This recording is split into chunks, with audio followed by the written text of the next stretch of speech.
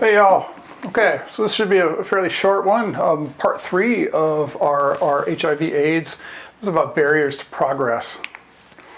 So start free, stay free, AIDS free targets in 2017 status. So the idea here was to reduce new HIV infections among children to less than 40,000 per year and to less than 20,000 by 2020. Status in 2017 was 180,000, so we're obviously not going to make that target. Targets for HIV have been difficult to meet. It is not to say that targets are a useless thing to have. They're definitely good motivators to getting people to work hard to meet them, which reduces harm overall. But we haven't necessarily made them with HIV, and there's lots of reasons for that. Particularly as we talked about with polio. And during the elimination eradication talks, that sort of final push is the hardest to get and requires the most resources and the most work. Condom availability is suboptimal worldwide. It's hard to use condoms if you can't get them. And you can see here the percentage of men and women reporting use of a condom at last high-risk sex in the past 12 months. It varies by country. So Sierra Leone is quite low. Countries like Gabon a little bit higher. Zimbabwe is a little bit higher. Definitely varies by region. And remember, we're talking about sub-Saharan HIV here. We might actually see sort of the same phenomena here in the United States, state by state. I actually don't know. Yeah, condom availability is a big problem. Can people get the condoms they need? Obviously in the States we can all get them, but do people have the money to buy them? Are they willing to buy them? Low condom use is a bigger problem, so will people use the condoms when they have them? It's very important.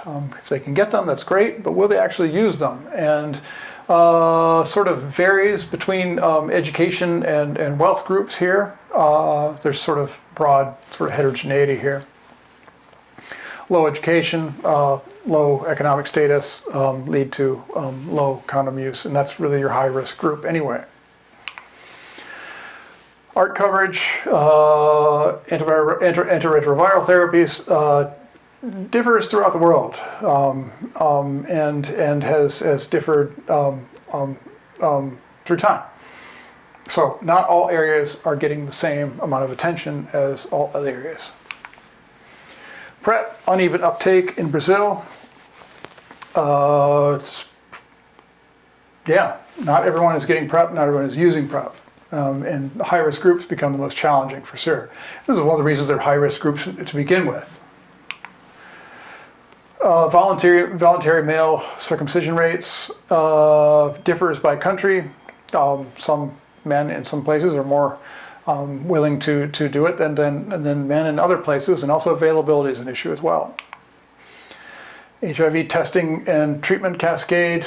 People living with HIV who know their status has increased over the years, which is good.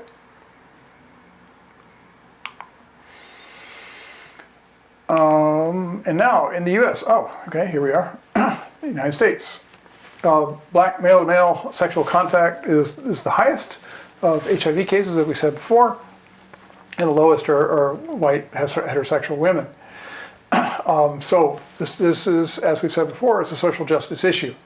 It's worth focusing on this because there are groups that are consistently at risk for disease, and we have to focus our public health efforts there. From 2012 to 2016, HIV diagnoses in the United States in dependent areas,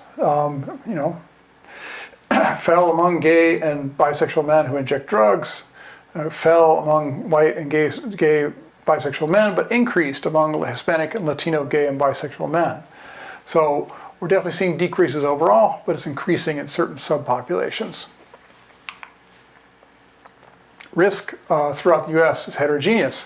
Some states have higher risk than others. Mississippi, where I'm from, Louisiana, Alabama, Georgia, Florida, these areas where there is entrenched poverty, where there is great inequality, have greater problems with HIV than other places. I wrote a paper that never got published a few years ago on income inequality throughout regions of the United States and throughout counties of Mississippi, and found that high Gini index, high inequality, income inequality led to higher numbers of HIV cases in women. So that was a really short one. Just kind of blew through these slides. If you have questions, please hit me up on Moodle. Yeah, and so I'll see you next week.